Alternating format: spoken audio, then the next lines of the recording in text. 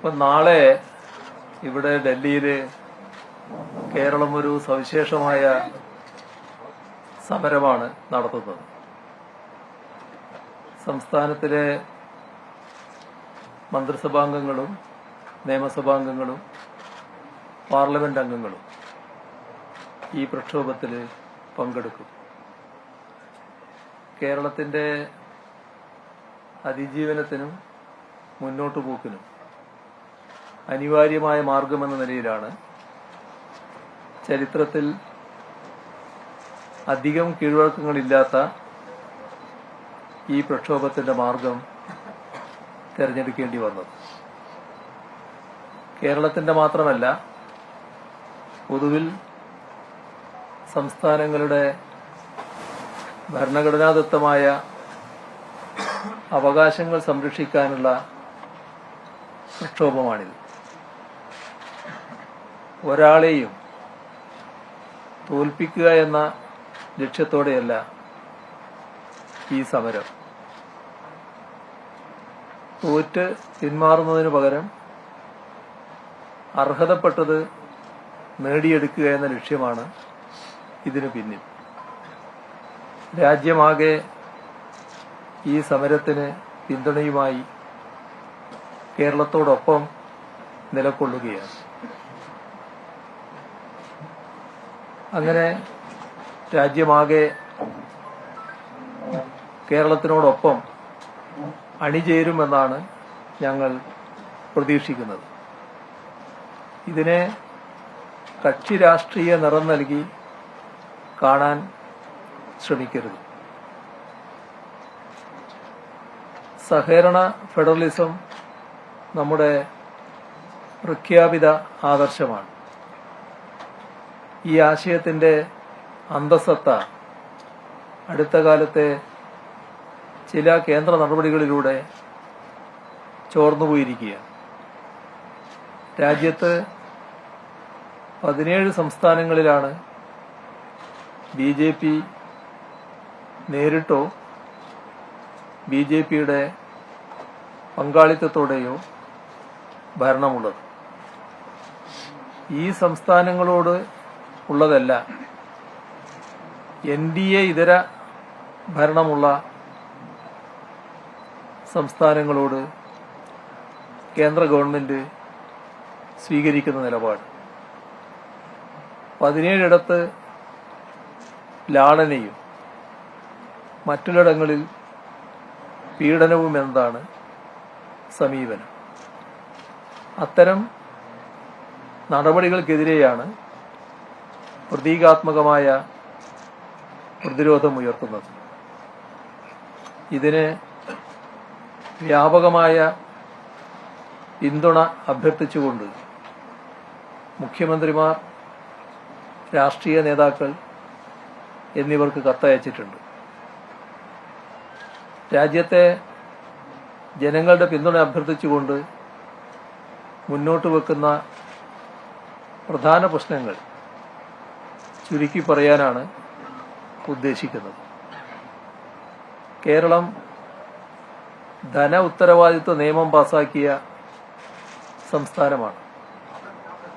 2019-20, 2020-21 സാമ്പത്തിക വർഷങ്ങളിൽ ധനക്കമ്മി ഈ നിയമത്തിൽ നിഷ്കർഷിച്ച പരിധിക്കുള്ളിൽ കേരളം നിലനിർത്തിയിട്ടുണ്ട്.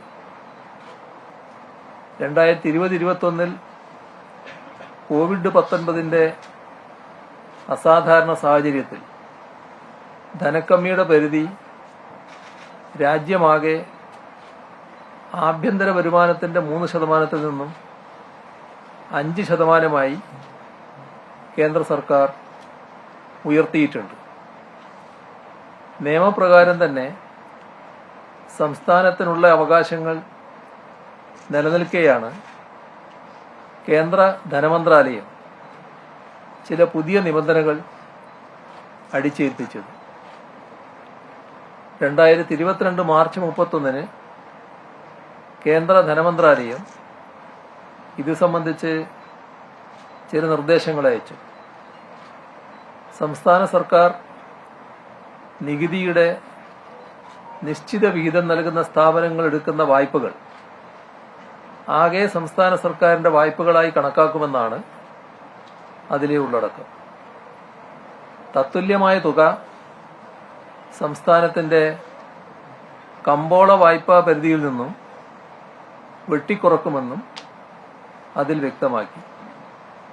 ഇത് 15ാം ധനകാര്യ കമ്മീഷന്റെ ശുപാർശകളിൽ ഇല്ലാത്ത ഒന്നാണ്. 15ാം ധനകാര്യ കമ്മീഷന്റെ ശുപാർശകൾ ബഹുമാനപ്പെട്ട രാഷ്ട്രപതി അംഗീകരിച്ച് ഭരണഘടനയുടെ അനുച്ഛേദം 281 പ്രകാരം പാർലമെന്റിന്റെ ഇരുസഭകളുടെയും മേശപ്പുറത്ത് വെച്ച് അംഗീകരിച്ചതാണ്. അതിനെയാണ് ഒരു എക്സിക്യൂട്ടീവ് തീരുമാനത്തിലൂടെ അട്ടിമറിച്ചത്. ഇത് ഭരണഘടനാ തത്വങ്ങളുടെ നഗ്നമായ ലംഘനമാണ്. ഈ നടപടി വഴി കിഫ്ബി, KSSPL എന്ന് പറയുന്ന ഒരു പെൻഷൻ കമ്പനിയാണ്, ക്ഷേമ പെൻഷൻ നൽകുന്നതിന് രൂപീകരിച്ചൊരു കമ്പനിയായിരുന്നു. ഇത്തരം സംസ്ഥാന ഉടമസ്ഥയിലുള്ള സംരംഭങ്ങളെടുത്ത വായ്പകളെ കൂടി സംസ്ഥാനത്തിന്റെ കടമെടുപ്പ് പരിധിയിൽ മുൻകാല പ്രാബല്യത്തോടെ ഉൾപ്പെടുത്തുകയാണ്. കിഫ്ബി, സാമൂഹ്യ സുരക്ഷാ പെൻഷൻ കമ്പനിയുടെ വായ്പകൾ എന്നിവയുടെ എല്ലാം പേരിൽ വായ്പാ പരിധിയിൽ വൻതോതിൽ വെട്ടിക്കുറവ് വരുത്തി. 2021-22 സാമ്പത്തിക വർഷത്തിൽ മാത്രം 12,000-ഓളം രൂപയാണ് വെട്ടിക്കുറച്ചത്. അടുത്ത സാമ്പത്തിക വർഷങ്ങളിലും ഈ വെട്ടിക്കുറവ് തുടരുകയാണ്. നടപ്പ് വർഷത്തിൽ 7,000 കോടി രൂപയുടെ വെട്ടിക്കുറവാണ് ഉണ്ടായിട്ടുള്ളത്. സംസ്ഥാനത്തിന് അനുവദനീയമായ കടമെടുപ്പ് പരിധിയിൽ പബ്ലിക് അക്കൗണ്ടിൽ നിന്നുള്ള തുകകളെ കൂടി ഉൾപ്പെടുത്തി വെട്ടിച്ചുരുക്കലുകൾ 2017 മുതൽ മുൻകാല പ്രാബല്യം നൽകി കേന്ദ്രം നടപ്പിലാക്കി വരികയാണ്. ഇതിൽ തന്നെ പബ്ലിക് അക്കൗണ്ടിലെ അവസാന വർഷത്തെ കണക്കെടുത്താൽ തുകയിൽ കുറവ് വരും. ഇത് കണ്ടുകൊണ്ട് 3 വർഷത്തെ കണക്കിന്റെ ശരാശരി എടുത്താണ് കണക്കാക്കിയിട്ടുള്ളത്. ഇത് വായ്പയുടെ വലിപ്പം വർദ്ധിപ്പിച്ച് കടമെടുപ്പ് പരിധി കുറക്കുന്നതിന് വേണ്ടി ചെയ്തതാണ്. ഏതു വിധേനയും കേരളത്തെ ബുദ്ധിമുട്ടിക്കാം എന്ന നിർബന്ധ ബുദ്ധിയാണ് ഇവിടെ കാണാൻ കഴിയുന്നത്. ഈ വിധം പബ്ലിക് അക്കൗണ്ടിലുള്ള പണം പൊതുകടത്തിൽപ്പെടുത്തിയത് മൂലം 12,000 കോടി രൂപയാണ് സംസ്ഥാനത്തിന്റെ കടമെടുപ്പ് പരിധിയിൽ നിന്നും വെട്ടിക്കുറച്ചത്. സംസ്ഥാന കടമെടുപ്പ് പരിധി നിശ്ചയിക്കാനുള്ള ഭരണഘടനാപരമായ അധികാരം കേന്ദ്ര സർക്കാരിനില്ല. ഇല്ലാത്ത അധികാരങ്ങൾ പ്രയോഗിച്ചാണ് ഭരണഘടനാ വിരുദ്ധവും ധനക്കമ്മീഷന്റെ നിലപാടിന് വിരുദ്ധവുമായ ഈ നടപടികൾ കൈക്കൊണ്ടിട്ടുള്ളത്.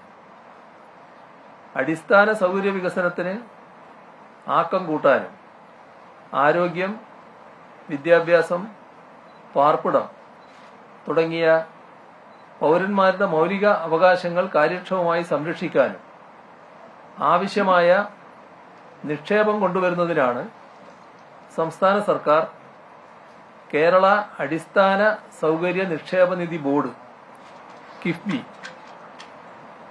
കിഫ്ബിയെ ശാക്തീകരിക്കുന്നത്.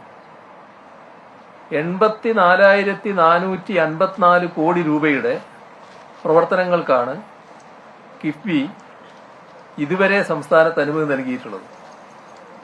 എന്നാൽ കേന്ദ്ര സർക്കാർ കിഫ്ബി ലാഭകരമല്ലാത്ത നിക്ഷേപങ്ങൾ നടത്തുന്നു എന്ന നിലപാടാണ് എടുക്കുന്നത്. കൊച്ചി ബാംഗ്ലൂർ വ്യവസായ ഇടനാഴി, ഗിഫ്റ്റ് സിറ്റി ഇതുപോലെയുള്ള കാര്യങ്ങൾക്ക് സംസ്ഥാനത്ത് വലിയ വികസനം സാധ്യമാക്കുന്ന പദ്ധതികളുടെ ഭാഗമായുള്ള ഭൂമി ഏറ്റെടുക്കലിനായി 16,108 കോടി രൂപ ചെലവാക്കുന്നതും ഇതേ കിഫ്ബി മുഖേനയാണ്. കൊച്ചി വാട്ടർ മെട്രോ, കെ-ഫോൺ തുടങ്ങിയ വൻകിട പദ്ധതികളിലെല്ലാം കിഫ്ബിയുടെ നിക്ഷേപമുണ്ട്. വിജയകരമായി കമേഴ്സ്യൽ ഓപ്പറേഷൻ നടത്തുകയാണ്. ദീർഘകാല ലാഭം ലക്ഷ്യമാക്കി പ്രവർത്തിക്കുന്ന കിഫ്ബിക്കെതിരെ ഇക്കാര്യങ്ങൾ മറച്ചുവെച്ചാണ് വലിയ കുപ്രചരണം നടത്തുന്നത്. 2016 LDF സർക്കാർ അധികാരത്തിൽ വരുമ്പോൾ സാമൂഹ്യക്ഷേമ പെൻഷൻ 600 രൂപയായിരുന്നു. ഇന്നത് 1,600 രൂപയാണ്. സംസ്ഥാന സർക്കാർ വിതരണം ചെയ്യുന്ന 5 ഇനം സാമൂഹ്യ സുരക്ഷാ പെൻഷൻ ഇനങ്ങളിലായി 60 ലക്ഷം ഗുണഭോക്താക്കളാണുള്ളത്. സാധാരണ ജനങ്ങളെ സംബന്ധിച്ചിടത്തോളം കൈത്താങ്ങായ സാമൂഹ്യക്ഷേമ പെൻഷനുകൾ വിതരണം മുടങ്ങാതെ നടപ്പാക്കുന്നതിനായി രൂപീകരിച്ച പെൻഷൻ കമ്പനിയുടെ പ്രവർത്തനത്തിനായി എടുക്കുന്ന വായ്പയും കടപരിധിയിൽ കേന്ദ്ര സർക്കാർ ഉൾപ്പെടുത്തിയിരിക്കുകയാണ്. കേന്ദ്ര സർക്കാർ ഈ നയം ജനവിരുദ്ധതയുടെ മറ്റൊരു ഉദാഹരണമായിട്ട് മാത്രമേ കാണാനാവൂ. സംസ്ഥാനത്തിന്റെ കടപരിധിയിൽ കേന്ദ്ര സർക്കാർ ഉൾപ്പെടുത്തിയിരിക്കുകയാണ്. കേന്ദ്ര സർക്കാർ ഈ നയം ജനവിരുദ്ധതയുടെ മറ്റൊരു ഉദാഹരണമായിട്ട് മാത്രമേ കാണാനാവൂ.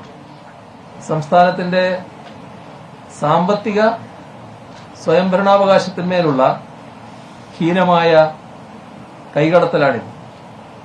ഭരണഘടനയിലൂടെ വിഭാവനം ചെയ്യപ്പെട്ട സാമ്പത്തിക ഫെഡറലിസത്തെ കേന്ദ്ര സർക്കാർ തകർക്കുകയാണ്.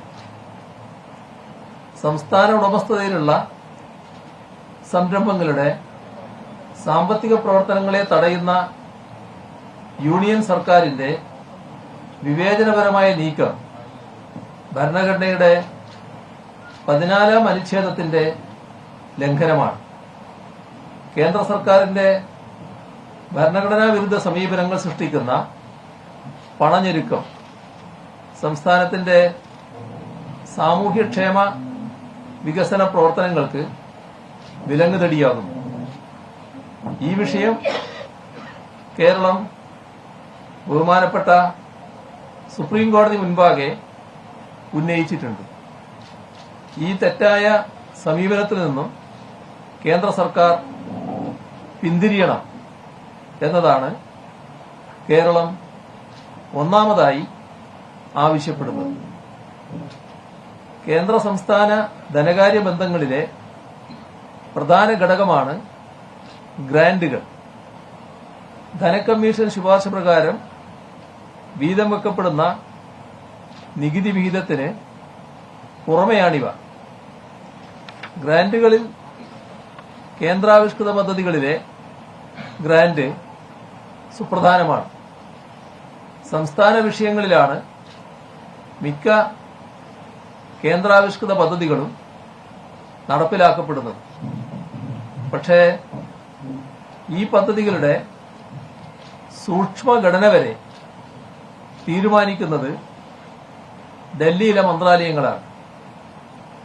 ഇതുതന്നെ ഫെഡറലിസത്തിന് ഘടകവിരുദ്ധമാണ്. ഇപ്പോൾ അടിച്ചേൽപ്പിക്കുന്ന ബ്രാൻഡിംഗ് ജനാധിപത്യ വ്യവസ്ഥയോടുള്ള വെല്ലുവിളി കൂടിയാണ്.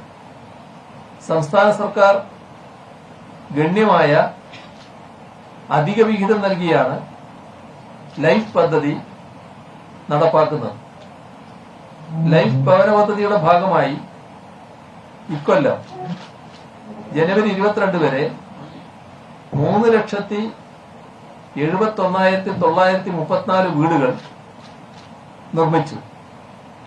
അപ്പോൾ 32,751 വീടുകൾക്ക് മാത്രമാണ് PMAY ഗ്രാമീണിന്റെ 72,000 രൂപ വീതമുള്ള സഹായം ലഭിച്ചത്. PMAY അർബന്റെ ഭാഗമായി 80,259 വീടുകൾക്ക് 1,50,000 രൂപ കേന്ദ്രം നൽകി. ഈ രണ്ട് പദ്ധതികളിലെയും ഗുണഭോക്താക്കൾക്ക് ബാക്കി സംഖ്യ കൂട്ടി 4 ലക്ഷം രൂപ തികച്ചു നൽകുന്നത് സംസ്ഥാന സർക്കാരാണ്. എല്ലാം ചേർത്താലും ആകെ 1,13,010 വീടുകൾക്ക് 30.38% അത് വരിക. മാത്രമാണ് നാമമാത്രമായ കേന്ദ്ര സഹായം ലഭിച്ചത്. ബാക്കി 2,58,924 വീടുകളും പൂർണ്ണമായി സംസ്ഥാന സർക്കാരിന്റെയും തദ്ദേശ സ്ഥാപനങ്ങളുടെയും ചെലവിലാണ് നിർമ്മിച്ചത്. ലൈഫ് മിഷന് വേണ്ടി ഇതിനകം ആകെ ചെലവിട്ടത് 17,104 കോടി 87 ലക്ഷം രൂപയാണ്. ഇതില് കേന്ദ്രം നൽകിയത് 2,081 കോടി രൂപയാണ്. അതായത് വെറും 12.17%. ബാക്കി 87.83% തുക സംസ്ഥാന സർക്കാരാണ് നൽകുന്നത്. എന്നാൽ സംസ്ഥാന സർക്കാർ ഒരു ബ്രാൻഡിങ്ങിനും തയ്യാറല്ല. കാരണം ഓരോരുത്തരുടെയും വീട് ആരുടെയും ഔദാര്യമല്ല, അവകാശമാണ് എന്നതാണ് ഞങ്ങളുടെ നിലപാട്. എന്നാൽ ലൈഫ് പദ്ധതി കീഴിൽ നിർമ്മിക്കുന്ന ഈ വീടുകളിൽ കേന്ദ്ര പദ്ധതിയുടെ ബോർഡ് വെക്കണം, അല്ലെങ്കിൽ കേന്ദ്രം നൽകുന്ന ചെറിയ വിഹിതം പോലും അനുവദിക്കുകയില്ല. ഇതാണ് കേന്ദ്ര ധനമന്ത്രാലയം എടുത്തിരിക്കുന്ന നിലപാട്. സംസ്ഥാനങ്ങൾ കുറഞ്ഞത് 40% ചെലവഴിക്കുകയും നടത്തിപ്പിന്റെ മേൽനോട്ടം വഹിക്കുകയും ചെയ്യുന്ന പദ്ധതികളുടെ നേട്ടങ്ങളിൽ നിന്നും സംസ്ഥാനങ്ങളെ പൂർണ്ണമായും ഒഴിവാക്കുകയാണ്. അവ കേന്ദ്ര പദ്ധതികളായി ബ്രാൻഡ് ചെയ്യണം എന്നാണ് നിർബന്ധം. ഇല്ലെങ്കിൽ സാമ്പത്തിക ഉപരോധം ഏർപ്പെടുത്തി സംസ്ഥാനങ്ങളെ സാമ്പത്തികമായി ഞെരുക്കും എന്ന നിലപാടാണ് എടുക്കുന്നത്. ഈ സമീപനം നമ്മുടെ ജനാധിപത്യ വ്യവസ്ഥിതിയെ വെല്ലുവിളിക്കുന്നതാണ്. ഇതിന്റെ പേരിൽ കേരളത്തിന് 2023-24 സാമ്പത്തിക വർഷത്തിൽ മൂലധന ചെലവിനായുള്ള വായ്പാ സഹായമായി ലഭിക്കാനുള്ള 3,000 കോടി രൂപയും നാഷണൽ ഹെൽത്ത് മിഷന്റെ ഭാഗമായ 600 കോടി രൂപയും തടഞ്ഞുവച്ചിരിക്കുന്നു. നിസ്സാര കാരണങ്ങൾ പറഞ്ഞ് UGC ശമ്പള പരിഷ്കരണം നടപ്പാക്കിയതിനുള്ള 750 കോടി രൂപ ഗ്രാന്റുകൾ തടഞ്ഞുവെച്ചു. കേന്ദ്ര നിർദ്ദേശപ്രകാരം ശമ്പള പരിഷ്കരണം നടപ്പാക്കി കൊടുത്തു തീർത്ത പണമാണ് ഇങ്ങനെ മുടക്ക് ന്യായം പറഞ്ഞ് തടഞ്ഞത്. ഗ്രാന്റുകളും മറ്റും ധനകാര്യ കമ്മീഷന്റെ ധനസഹായത്തിന്റെ 20% താഴെ മാത്രമേ വരൂ. 80% നികുതി വിഹിതമാണ്. 10ാം ധനകാര്യ കമ്മീഷന്റെ കാലത്ത് അത് ഡിവിസിബിൾ പൂളിന്റെ 3.8%. അത് 14ാം ധനകാര്യ കമ്മീഷൻ കാലത്ത് 2.5% കുറഞ്ഞു.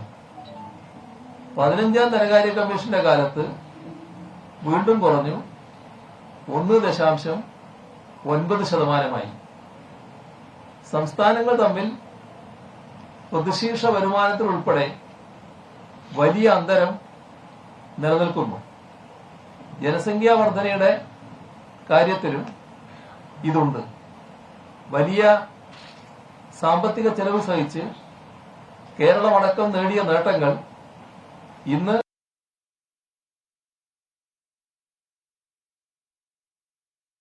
സംസ്ഥാനങ്ങളുടെ നികുതി വിഹിതത്തെ ക്രമാതീതമായ കുറവിൽ നിന്നും സംരക്ഷിക്കുകയും വേണം. ഇതുവഴി മാത്രമേ കേരളത്തിന് പുതുതലമുറ വികസന പ്രശ്നങ്ങളെ നേരിടാൻ കഴിയുകയുള്ളൂ. അതല്ലെങ്കിൽ സംസ്ഥാനം ഇതുവരെ നേടിയ നേട്ടങ്ങൾ ശിക്ഷയായി മാറുന്ന അവസ്ഥ വരും. ഇത് മനസ്സിലാക്കിയുള്ള സമീപനം കേന്ദ്ര സർക്കാരിൻ്റെയും ധനകാര്യ കമ്മീഷനുകളുടെയും ഭാഗത്തു നിന്നും ഉണ്ടാകണം. ഈ ആവശ്യം കേരളം ശക്തമായി ഉന്നയിക്കുകയാണ്. ധനകാര്യ കമ്മീഷൻ സംസ്ഥാനങ്ങൾക്ക് നീതി ഉറപ്പാക്കേണ്ടതുണ്ട്. അത് ഭരണഘടനാപരമായ ബാധ്യതയാണ്. എന്നാൽ ഇതിൽ നിന്നും അവരെ തടയുന്ന ഇടപെടലുകൾ കേന്ദ്ര സർക്കാരിന്റെ ഭാഗത്തു നിന്നും ഉണ്ടാവുകയാണ്. കമ്മീഷന്റെ പരിഗണനാ വിഷയങ്ങൾ വിപുലീകരിച്ചു ബാഹ്യ സമ്മർദ്ദങ്ങൾ ചെലുത്തിയുമുള്ള ഇടപെടലുകളാണ് ഉദാഹരണം. ഇത് ഫെഡറൽ വ്യവസ്ഥയെ തകർക്കുമെന്ന കാര്യത്തിൽ സംശയമില്ല. 15ാം ധനകാര്യ കമ്മീഷന്റെ പരിഗണനാ വിഷയങ്ങളിലും മാനദണ്ഡങ്ങളിലും കൈകടത്തി കേരളത്തിന് ലഭിക്കേണ്ട അർഹതപ്പെട്ട തുക നിഷേധിക്കുന്നതായിരുന്നു കേന്ദ്ര സർക്കാർ സമീപനം. BJP സർക്കാർ വന്ന ശേഷം 2011 ജനസംഖ്യ മാനദണ്ഡമാക്കാൻ നേരത്തെ 1971 സെൻസസ് ആയിരുന്നു മാനദണ്ഡമായി എടുത്തതെങ്കിൽ ധനകാര്യ കമ്മീഷനോട് ആവശ്യപ്പെട്ടത് കാരണം നികുതി വിഹിതത്തിന്റെ കാര്യത്തിൽ സംസ്ഥാനങ്ങൾ തമ്മിലുള്ള അന്തരം വർദ്ധിച്ചു. ഇവിടെ ഓർക്കേണ്ട കാര്യം BJP സർക്കാർ വന്ന ശേഷമാണ് 2011 ജനസംഖ്യ മാനദണ്ഡമാക്കുന്നത്. നേരത്തെ അത് 1971 സെൻസസ് ആയിരുന്നു മാനദണ്ഡം. അപ്പോൾ ജനസംഖ്യാ നിയന്ത്രണം ഫലപ്രദമായി നടപ്പാക്കിയ സംസ്ഥാനത്ത് ജനസംഖ്യ കുറഞ്ഞത് അത് കൃത്യമായി നടപ്പാക്കിയതിന്റെ പേരിൽ ഒരു ശിക്ഷയായി മാറുന്ന അവസ്ഥയാണ് ഉണ്ടായത്. ഇത് സംസ്ഥാനങ്ങൾ തമ്മിലുള്ള അന്തരം വല്ലാതെ വർദ്ധിക്കുന്നതിന് ഇടവരുത്തിയിരിക്കുകയാണ്. കൈവരിച്ച നേട്ടങ്ങൾ കേരളമടക്കമുള്ള സംസ്ഥാനങ്ങൾക്ക് തിരിച്ചടിയായി മാറുന്ന നിലയും വന്നിരിക്കുന്നു. ഇതിനു പുറമെ കേന്ദ്ര വരുമാനത്തിന്റെ 1/3 സെസ്സുകളും സർചാർജുകളുമാക്കുക വഴി സംസ്ഥാനങ്ങളുടെ വയറ്റത്തടിക്കുക കൂടിയാണ് കേന്ദ്ര സർക്കാർ ചെയ്തിട്ടുള്ളത്. സംസ്ഥാനങ്ങൾക്കുള്ള കേന്ദ്ര നികുതി വിഹിതം 41% 15ാം ധനകമ്മീഷൻ നിശ്ചയിക്കുകയുണ്ടായി. എന്നാൽ കേന്ദ്ര വരുമാനത്തിന്റെ 1/3 ഇപ്പൊ കഴിഞ്ഞ വർഷം 28.1% സെസ്സും സർചാർജുമായി മാറ്റി. 2014-15 ഇത് വെറും 10%. അപ്പോൾ 14-15 10% സെസ്സും സർചാർജും കഴിഞ്ഞ വർഷമായപ്പോൾ 28.1. അതിനാൽ തന്നെ സംസ്ഥാനങ്ങൾക്ക് വീതിച്ചു കൊടുക്കേണ്ട തുകയിൽ വലിയ കുറവ് വരുത്തിയിരിക്കുകയാണ്.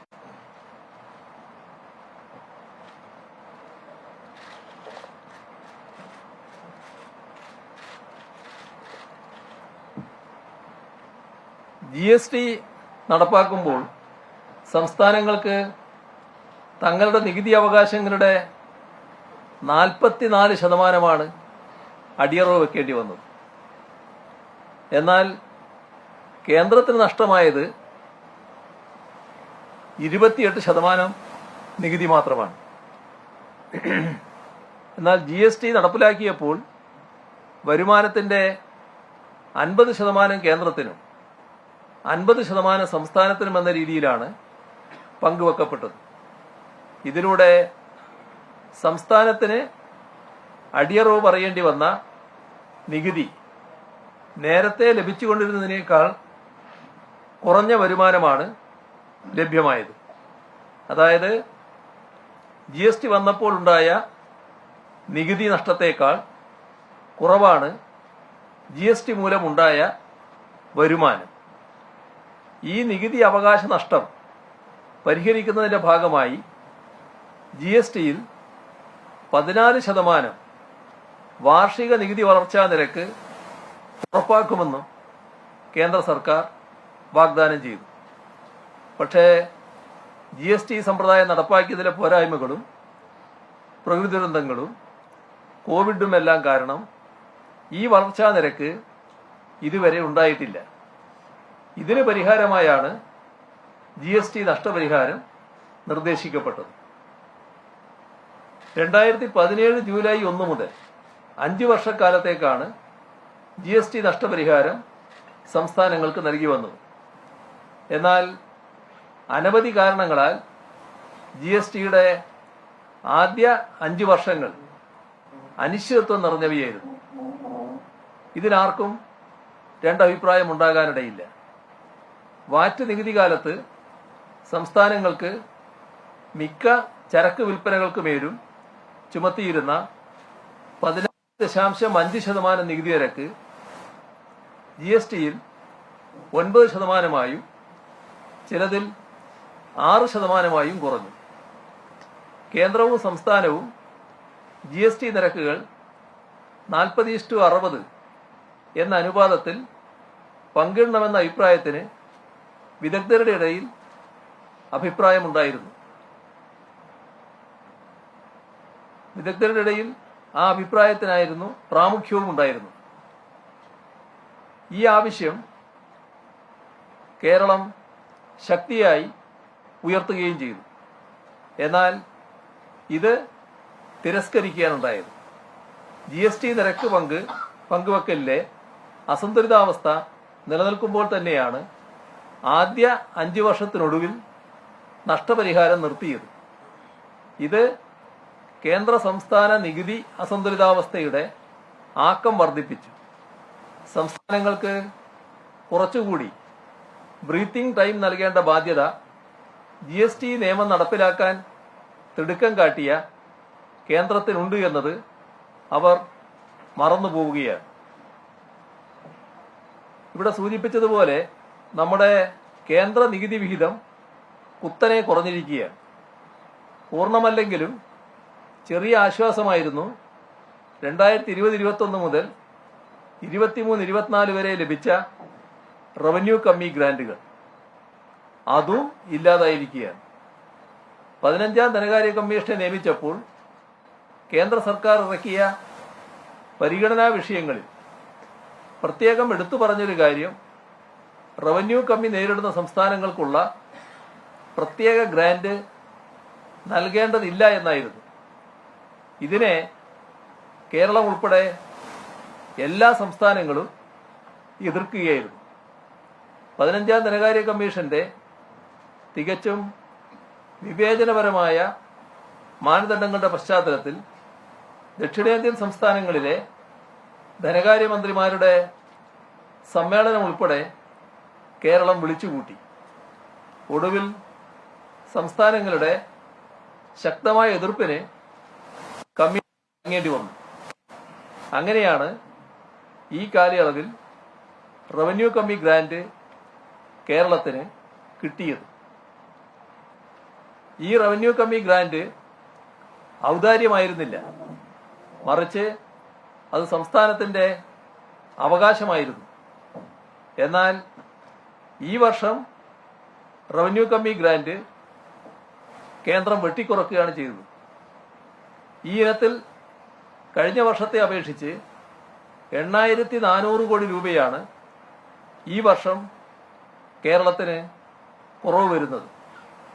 ഇതോടെ വായ്പാ നിയന്ത്രണം, ഗ്രാന്റുകൾ തടഞ്ഞുവെക്കൽ എന്നിവയുടെ ആഘാതം ഒന്നുകൂടി വർദ്ധിക്കുകയാണ്. റവന്യൂ കമ്മി ഗ്രാന്റിലുണ്ടായ ഇടിവാണ് നിലവിലെ പ്രധാന ധനപ്രശ്നങ്ങളുടെ പ്രധാന കാരണം. കേരളം എല്ലാ മേഖലയിലും അവഗണിക്കപ്പെടുകയാണ്. പുതിയ പദ്ധതികൾ അനുവദിക്കുന്നില്ല. ഈ കഴിഞ്ഞ കേന്ദ്ര ബജറ്റിൽ കേരളത്തിന്റെ പേരുപോലും പരാമർശിക്കുന്നത് ഇല്ലാത്ത പരിമിതമാകുന്ന ദുരവസ്ഥയിലാണ് നമുക്ക് കാണാൻ കഴിഞ്ഞത്. ആ രീതിയിൽ അവഗണന വളർന്നിരിക്കുകയാണ്. സംസ്ഥാനത്തിന്റെ ദീർഘകാല ആവശ്യമായ എയിംസിന് ഒരു പരിഗണനയും കിട്ടിയില്ല.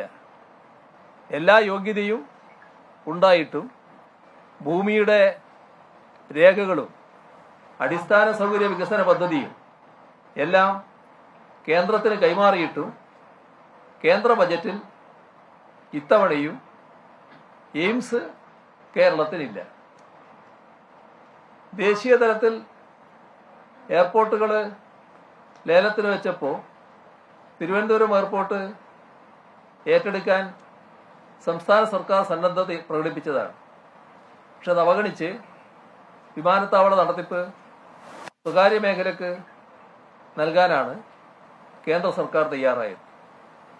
ഇപ്പോ കണ്ണൂർ എയർപോർട്ട്, ആ കണ്ണൂർ എയർപോർട്ടിൽ നിന്ന് കമ്പനികൾക്ക് സർവീസ് നടത്താനുള്ള പോയിന്റ് ഓഫ് കോൾ അംഗീകാരം ലഭ്യമാക്കാൻ അനുഭാവപൂർവമായ സമീപനം കേന്ദ്രത്തിന്റെ ഭാഗത്തു നിന്നും ഉണ്ടാകുന്നില്ല. കോഴിക്കോട് വിമാനത്താവളത്തിൽ നിർമ്മാണ പോയിന്റ് ഓഫ് കോൾ അംഗീകാരം ലഭ്യമാക്കാൻ അനുഭാവപൂർവമായ സമീപനം കേന്ദ്രത്തിന്റെ ഭാഗത്തു നിന്നും ഉണ്ടാകുന്നില്ല. പാത ഇരട്ടിപ്പിക്കൽ, നിലവിലെ പാതകളുടെ നവീകരണം, റെയിൽവേ സ്റ്റേഷനുകളുടെ ആധുനികവൽക്കരണം, ഇങ്ങനെയുള്ള റെയിൽവേ വികസനത്തിന്റെ സമസ്ത മേഖലകളിലും കേരളത്തെ അവഗണിക്കുന്ന നിലപാടാണ് കേന്ദ്രം തുടരുന്നത്. സെമി ഹൈസ്പീഡ് റെയിൽ കോറിഡോറായ കെ റെയിലിന്, സിൽവർ ലൈൻ, സമാനമായ പദ്ധതികൾ രാജ്യത്തിന്റെ ഇതര ഭാഗങ്ങളിൽ കേന്ദ്ര സർക്കാർ പ്രോത്സാഹിപ്പിക്കുകയാണ്. എന്നാൽ കേരളത്തോട് മാത്രം കടുത്ത വിവേചനം കാട്ടുന്നു. കേരളത്തിലെ കുടുംബാരോഗ്യ കേന്ദ്രങ്ങളുടെ പേര് ആയുഷ്മാൻ ആരോഗ്യ മന്ദിർ എന്നാക്കി മാറ്റിയില്ലെങ്കിൽ കേന്ദ്ര സഹായം നിഷേധിക്കുമെന്നാണ് കേന്ദ്ര സർക്കാർ നിലപാടെടുത്തിട്ടുള്ളത്. കേരളത്തിലെ പ്രാഥമികാരോഗ്യ കേന്ദ്രം, സാമൂഹ്യാരോഗ്യ കേന്ദ്രം, താലൂക്ക് ആശുപത്രി, ജില്ലാ ആശുപത്രി തുടങ്ങിയവയുടെ പേരാണ് മാറ്റേണ്ടത്. സമീപകാലത്ത് ആർദ്രം മിഷന്റെ ഭാഗമായി പ്രാഥമികാരോഗ്യ കേന്ദ്രങ്ങൾ കുടുംബാരോഗ്യ കേന്ദ്രങ്ങളായി. ഇതോടെ ഇവിടെ കൂടുതൽ ഡോക്ടർമാര്, നഴ്സുമാര്, സ്റ്റാഫ് എല്ലാം നിയോഗിച്ച് കാലത്തും വൈകിട്ടും OP ആക്കി, ഫാർമസി അടക്കമുള്ള കെട്ടിട സൗകര്യങ്ങൾ വിപുലീകരിച്ചു, ലാബ് സൗകര്യങ്ങൾ ഏർപ്പെടുത്തി, കൂടുതൽ മരുന്നുകൾ ലഭ്യമാക്കി. ഇതിന്റെ എല്ലാം ചെലവിന്റെ 95% വഹിച്ചത് സംസ്ഥാന സർക്കാരാണ്. ഓരോന്നിനും 1 കോടി രൂപ വരെ ആസ്തിയുണ്ട്.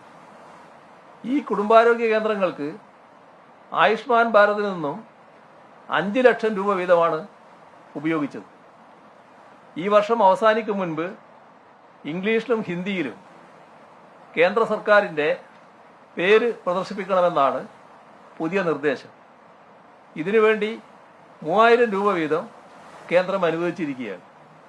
1 കോടി രൂപയോളം മുടക്കുന്ന കേരള ഗവൺമെന്റിന്റെ ബ്രാൻഡിങ് ഒന്നുമില്ലാത്തപ്പോഴാണ് 5 ലക്ഷം രൂപ മാത്രം മുടക്കുന്ന അവരുടെ പേര് എഴുതാൻ 3000 രൂപ വീതം നൽകുകയും ബ്രാൻഡിങ്ങിനായി കേന്ദ്രം നിർബന്ധിക്കുകയും ചെയ്യുന്നത്. കേരളത്തിൽ നിലവിലുള്ള ആരോഗ്യ ഇൻഷുറൻസ് പദ്ധതി, ഈ പദ്ധതിക്ക് കേരളം ഒരു വർഷം ചെലവാക്കുന്നത് 1200 കോടി രൂപയാണ്. ഇതിലേക്ക് കേന്ദ്ര സർക്കാർ നൽകുന്നത് ഈ 1200 കോടി രൂപ മാത്രമാണ്. അതായത് 10%. കേന്ദ്ര സഹായമുള്ള ഗുണഭോക്താക്കളുടെ എണ്ണം 22 ലക്ഷം മാത്രമാണ്. അവർക്ക് ശരാശരി 600 രൂപ വീതമാണ് നൽകുന്നത്.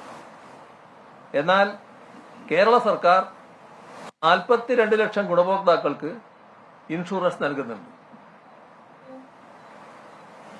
ശരാശരി ചെലവാക്കുന്നത് 2800 രൂപ വീതം. ഇതാണ് കാര്യം. പക്ഷേ ഇൻഷുറൻസ് ഇല്ല എന്നാണ് കേന്ദ്രത്തിന്റെ നിലപാട്. എന്തു വേണം? പേരിൽ നിന്നും കാരുണ്യ എന്ന വാക്ക് നീക്കം ചെയ്യണം. ഇതാണ് പിടിവാശി. സർക്കാർ വലിയ പങ്ക് വഹിച്ച് നടപ്പാക്കുന്ന പദ്ധതികളിൽ തീർത്തും ചെറിയ പങ്ക് മാത്രം വഹിക്കുന്ന കേന്ദ്ര സർക്കാരിന്റെ ഭാഗം പർവ്വതീകരിച്ച് കാണിക്കുക എന്ന വാക്ക് നീക്കം ചെയ്യണം. ഇതാണ് പിടിവാശി.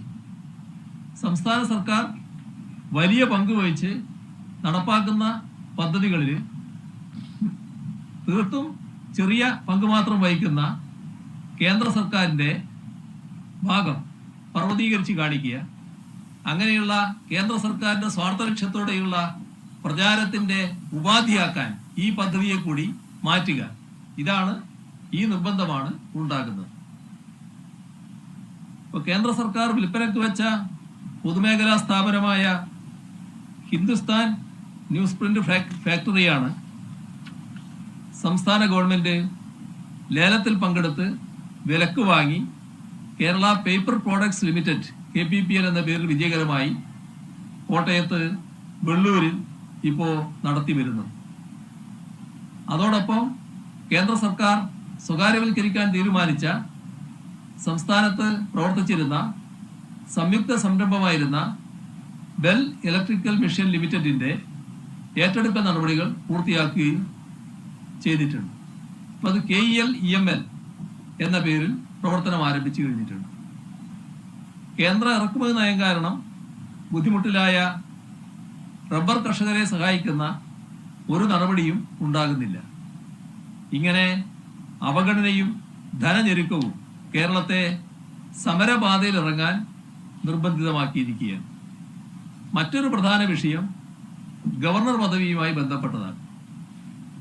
ഗവർണർമാർ എങ്ങനെ പ്രവർത്തിക്കരുത് എന്ന് നാം കണ്ടുകൊണ്ടിരിക്കുകയാണ്. സംസ്ഥാന നിയമസഭകളെ നോക്കുകുത്തികളാക്കുന്ന സാമ്രാജ്യത്വ കാലത്തെ റെസിഡന്റുമാരെ പോലെ പെരുമാറുകയാണ്. ഇതുമൂലം ഫെഡറലിസത്തെയും ജനാധിപത്യത്തെയും സംരക്ഷിക്കാൻ നിയമ പോരാട്ടങ്ങളും ജനകീയ പോരാട്ടങ്ങളും വേണ്ടിവരുന്നു. നിയമസഭ അംഗീകരിച്ച ബില്ലുകൾക്ക് അംഗീകാരം നൽകാതെയും വഴിയിൽ കുത്തിയിരിപ്പ് നടത്തിയുമുള്ള ഗവർണറുടെ പ്രവർത്തനങ്ങൾക്കാണ് കേരളം വേദിയാകുന്നത്. ചാൻസലർ പദവി ഉപയോഗിച്ച് സർവകലാശാലകളുടെ പ്രവർത്തനം പോലും അട്ടിമറിക്കുന്നു. ഭരണഘടനാ മൂല്യങ്ങളുടെ നിരാസമായി ഇത് മാറുകയാണ്. അടിയന്തരാവസ്ഥയുടെ അനുഭവമൊഴിച്ചാൽ ഇത്രയും ഗൗരവമേറിയ വെല്ലുവിളികൾ ഇന്ത്യൻ ഭരണഘടനാ മൂല്യങ്ങൾ നേരിട്ട ചരിത്രമില്ല. അവഗണനയുടെ അനേകം അനുഭവങ്ങളിലൂടെ കടന്നു പോകുമ്പോഴും ബദൽ മാർഗങ്ങൾ ഉയർത്തി അതിജീവനത്തിന് കേരളം ശ്രമിക്കുകയാണ്. എന്നാൽ അത്തരം അതിജീവനം പോലും ഉറപ്പിക്കില്ല എന്ന വാശിയോടെ കേന്ദ്രം പ്രതികാര മനോഭാവം തുടരുന്നു. ഈ സാഹചര്യത്തിൽ സംസ്ഥാനം നേരിടുന്ന പ്രശ്നങ്ങൾ രാജ്യത്തിന്റെ ആകെ ശ്രദ്ധയിൽ കൊണ്ടുവരാനും കേന്ദ്ര സർക്കാരിനെ ആവർത്തിച്ച് ബോധ്യപ്പെടുത്താനുമാണ് സംസ്ഥാനത്തിന് ഇത്തരമൊരു മാർഗം സ്വീകരിക്കേണ്ടി വരുന്നത്. പ്രളയങ്ങളും മഹാമാരികളും ആഞ്ഞടിച്ചപ്പോഴും ഉലയാതെ നിന്ന് പൊരുതിയ ചരിത്രമാണ് കേരളത്തിൻ്റേത്. മാനവികതയും സാഹോദര്യവും ഉയർത്തിപ്പിടിച്ച് ഒറ്റക്കെട്ടായി ഓരോ പ്രതിസന്ധിയും മറികടക്കാൻ കേരളത്തിന് കഴിഞ്ഞിട്ടുണ്ട്. രാജ്യത്തിന് തന്നെ അഭിമാനകരമായ അനവധി നേട്ടങ്ങളും സ്വന്തമാക്കാനായി.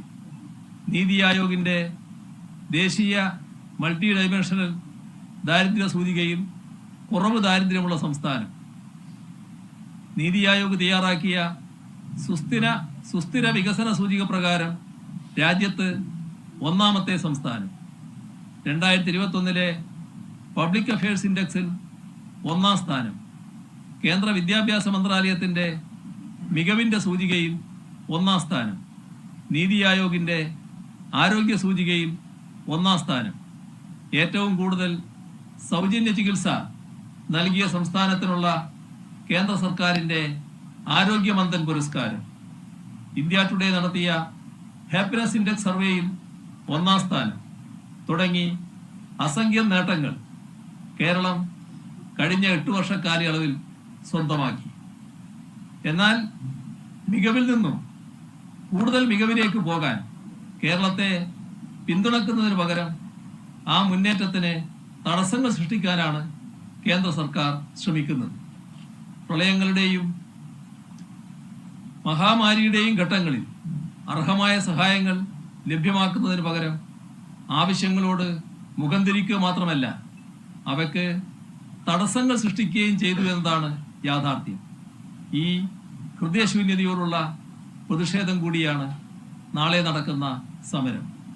ഇന്ത്യയുടെ ഐക്യവും ഭദ്രതയും കാത്തു സൂക്ഷിക്കാൻ ശക്തമായ കേന്ദ്രവും ശാക്തീകരിക്കപ്പെട്ട സംസ്ഥാനങ്ങളും അനിവാര്യമാണ്. ഈ വലിയ ലക്ഷ്യം മുൻനിർത്തിയുള്ള സുപ്രധാന ചുവടുവെപ്പാണ് ഡൽഹിയിൽ കേരളം സംഘടിപ്പിക്കുന്ന നാളത്തെ പരിപാടി. ഇതിന് ജനാധിപത്യ വിശ്വാസികളായ എല്ലാവരുടെയും അകമഴിഞ്ഞ സഹായവും സഹകരണവും പിന്തുണയും ഉണ്ടാകണമെന്ന് അഭ്യർത്ഥിക്കുന്നു. ഇത്രയുമാണ് ഇപ്പോൾ നിങ്ങളുടെ മുന്നിൽ പറയാനുള്ളത്.